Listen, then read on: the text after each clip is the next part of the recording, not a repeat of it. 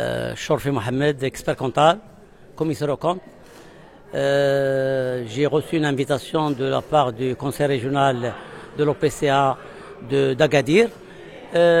pour leur présenter les dispositions relatives à la retenue à la source en matière de TVA, telles que instituées par la loi de finances 2024, aussi bien pour la retenue à la source sur les biens d'équipement et travaux, ainsi que la retenue à la source sur les opérations de prestation de services.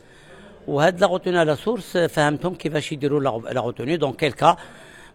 J'ai insisté que la retenue à la source est applicable lorsque le fournisseur et le client sont assujettis à la TVA, c'est-à-dire le fournisseur qui facture la TVA à son client assujetti, le client assujetti a l'obligation d'opérer la retenue soit à 75, soit à 100%, parfois à 0% lorsqu'il s'agit d'une personne morale soumise à l'IS qui a facturé la prestation à son client également du secteur privé. وشفنا après la TVA, شفنا la TVA sur les opérations de location de biens immeubles lorsqu'ils avaient bénéficié en amont de l'exonération de la TVA au titre des achats ou des livraisons à soi-même, lorsqu'ils sont affectés à la location, laquelle location est obligatoirement taxable, même s'il s'agit d'une location non équipée. شفنا également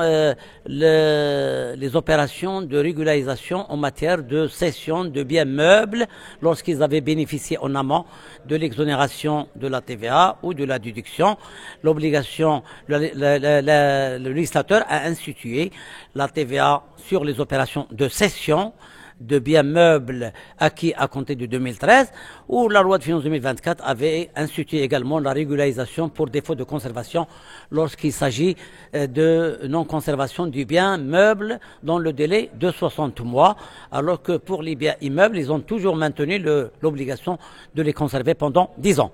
من بعد le premier volet, on est passé au volet de la retenue à la source sur les rémunérations allouées à des tiers en matière d'impôt sur les sociétés, en matière d'impôt sur le revenu,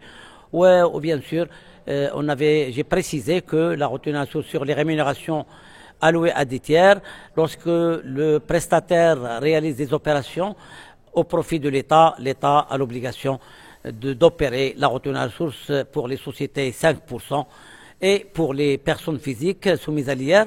10%. Ou les retenues à la source opérées par l'État ne sont pas libératoires. Ça veut dire que les bénéficiaires de ces revenus ont l'obligation de déclarer le montant brut dans la classe 7 et de bénéficier de l'imputation avec droit à restitution de la retenue à la source que l'État a appliquée. Quant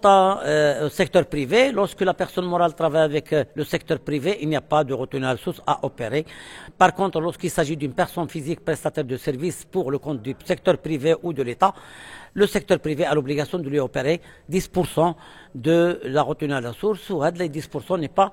bien sûr libératoire, elle est imputable sur la cotisation minimale, sur le reliquat avec droit à restitution. واليوم في العشية إن شاء الله غادي نشوفوا